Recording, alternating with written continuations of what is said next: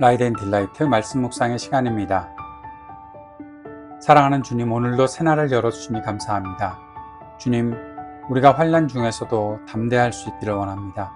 세상에서 당하는 오해와 고난에 흔들리지 않게 하시고 세상을 이기신 주님을 바라보며 살아가게 하옵소서. 매일 나의 삶을 성찰하며 안일함에 머물지 않게 하시고 겸손한 마음으로 배우고 훈련하며 부족함을 채워가는 믿음이 되게 하옵소서. 오늘도 우리의 삶에 사랑이 더욱 풍성하게 하시고 주님 오실 날을 기다리며 흠 없는 거룩함으로 준비하게 하옵소서. 예수님 이름으로 기도드립니다. 아멘. 오늘은 데살로니가 전서 3장 1절에서 13절까지의 말씀 함께 읽고 묵상하겠습니다. 데살로니가 전서 3장 1절에서 13절까지의 말씀입니다. 그러므로 우리는 참다 못하여 우리만 아테네에 남아있기로 하고 우리의 형제요 그리스도의 복음을 전하는 하나님의 일꾼인 디모데를 여러분에게로 보냈습니다. 그것은 그가 여러분을 굳건하게 하고 여러분의 믿음을 격려하여 아무도 이러한 온갖 환난 가운데서 흔들리지 않게 하려는 것입니다. 여러분도 아는 대로 우리는 이런 환난을 당하게 되어 있습니다. 우리가 여러분과 함께 있을 때에 장차 우리가 환난을 당하게 되리라는 것을 여러분에게 미리 말하였는데 과연 그렇게 되었고 여러분은 그것을 알고 있습니다. 그러므로 내가 참다 못하여 여러분의 믿음을 알아보려고 그를 보냈습니다. 그것은 유혹하는 자가 여러분을 유혹하여 우리의 수고를 헛되게 하지 못하게 하려는 것이었습니다. 그런데 지금 디모데가 여러분에게서 우리에게로 돌아와서 여러분의 믿음과 사랑의 기쁜 소식을 전하여 주었습니다. 또 여러분이 우리를 늘 좋게 생각하고 있어서 우리가 여러분을 간절히 보고 싶어 하는 것과 같이 여러분도 우리를 간절히 보고 싶어 한다고 전하여 주었습니다. 그러므로 형제자매 여러분, 우리는 여러분을 보고 우리의 모든 곤경과 환난 가운데서도 여러분의 믿음으로 말미암아 위로를 받았습니다. 여러분이 주님 안에 굳게 서 있으면 이제 우리가 살아있는 셈이기 때문입니다. 우리가 우리 하나님 앞에서 여러분 때문에 누리는 모든 기쁨을 두고 여러분을 생각해서 하나님께 어떠한 감사를 드려야 하겠습니까? 우리는 여러분의 얼굴을 볼 수 있기를 또 여러분의 믿음에 부족한 것을 보충하여 줄 수 있기를 밤낮으로 간절히 빌고 있습니다.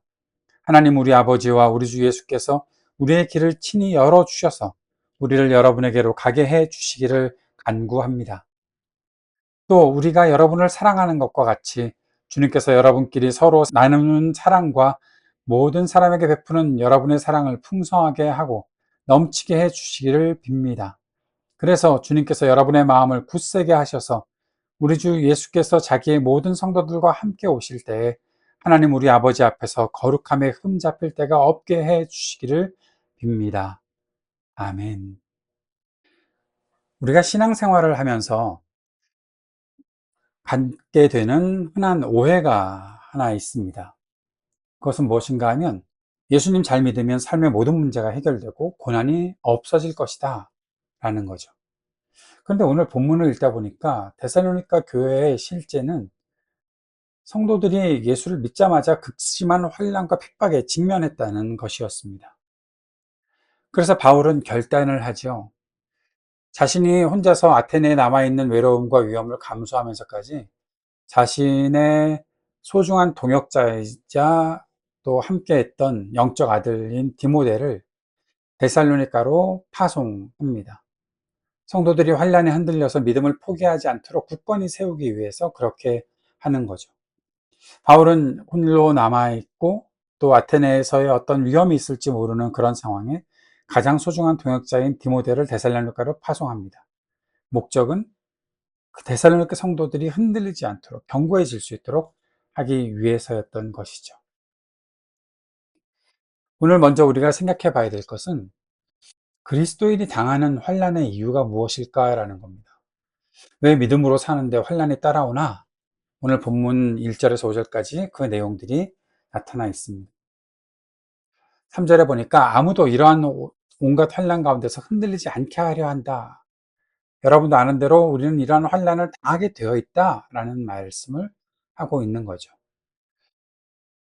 바울은 성도들에게 왜 우리가 환난을 당하게 되어 있다고 말하고 또 그가 그렇게 환난을 당하게 세움 받았다라고 그렇게 선언을 하고 있는 것일까요? 믿음으로 사는데 왜 환란이 따라올까요? 오늘 이 말씀을 보면서 요한복음 15장과 16장을 함께 연결시켜서 해석해 나가는 것이 좀 더 우리를 더 견고하게 만들 것 같습니다. 요한복음 15장 19절에 보면 이런 말씀이 있죠. 너희가 세상에 속하여 있다면 세상이 너희를 자기 것으로 여겨서 사랑할 것이다. 그러나 너희는 세상에 속하지 않았다. 오히려 내가 너희를 세상에서 가려 뽑아냈으므로 세상이 너희를 미워하는 것이다. 그리고 예수님은 요한복음 16장 33절에서 내가 이것을 너에게 말한 것은 너희가 내 안에서 평화를 얻게 하려는 것이다. 너희는 세상에서 환난을 당할 것이다. 그러나 용기를 내라. 내가 세상을 이겼다라고 말씀하십니다. 예수님께서 요한복음 13장부터 16장까지 그리고 17장에 기도하시기 전까지 제 아들에게 마지막 강론을 하시는 그 순간에 이런 내용들을 이야기하신다는 거예요. 나를 믿기 때문에 환난을 당할 것이다. 이것과 연결시켜서 보면 디모데를 데살로니가에 보내서 확인시켜 주고자 하는 메시지는 우리는 환난을 당하게 되어 있다라는 그 내용이었던 거죠. 환난의 의미는 무엇입니까? 그리고 이것을 어떻게 우리 삶에 적용해 볼 수 있을까요? 빛이 어둠에 비추일 때 어둠이 반발하듯이 세상의 원리와 다른 거룩한 삶을 살고자 하면 마찰이 생기고 오해가 생기고 불이익이 발생하는 것, 그것이 자연스러운 일이다라는 겁니다. 그러니까 그것이 낙심할 일이 아니다라는 것입니다. 보통 어려운 일을 겪고 고난을 겪으면 이러한 생각을 합니다. 나는 하나님이 버리셨기 때문에 이런 어려움을 겪는 거 아닐까? 그러한 생각에 머물러 버릴 때가 참 많이 있다는 거죠. 그래서 신앙적인 갈등이 생긴다는 것입니다. 그런데 그것이 아니라는 거죠. 그렇게 낙심할 것이 아니다. 그 속에서 우리의 정체성을 확인해 보자라는 겁니다. 아, 내가 진짜 하늘 시민으로 살아가고 있구나. 요한복음에서 예수님께서 그렇게 말씀하셨고 사도 바울도 그렇게 얘기했으니 지금 내가 세상에서 당하는 환난이, 물론 오해하지 마셔야 됩니다. 죄를 짓고 나서 세상으로부터 미움받는 것이 아니라 그리스도를 온전히 믿으려고 하다 보니 지금 내가 이렇게 어려움을 겪고 있구나. 아, 그래서 내가 진짜 하늘 시민이구나. 세상을 이기신 주님을 내가 의지하고 살아가야 되겠구나 라는 생각을 할 수 있다는 것입니다. 디모데가 바울이 데살로니가에 보내서 가지고 온 소식이 있습니다. 기쁜 소식이었고 그것으로 인해서 바울이 감사하는 거죠. 바로 성도의 신앙적 승리가 공동체에 주는 생명력을 여기서 우리가 살펴볼 수 있겠는데요. 8절에서 바울은 우리가 이제는 살겠다라는 겁니다. 여러분, 이 바울의 마음을 이해하시겠습니까?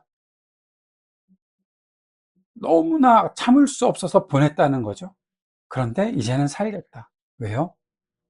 테살로니가 교인들이 너무나 하나님 앞에서 흔들리지 않는 견고한 믿음을 가지고 살고 있으니까, 환난 중에서도 믿음과 사랑을 잘 지켜나가고 있다는 소식을 듣게 되니까 바울은 위로와 기쁨을 얻었던 것입니다. 끊임없는 압박과 고통 속에서도 그것으로 인해서 기쁨을 얻었다는 것입니다.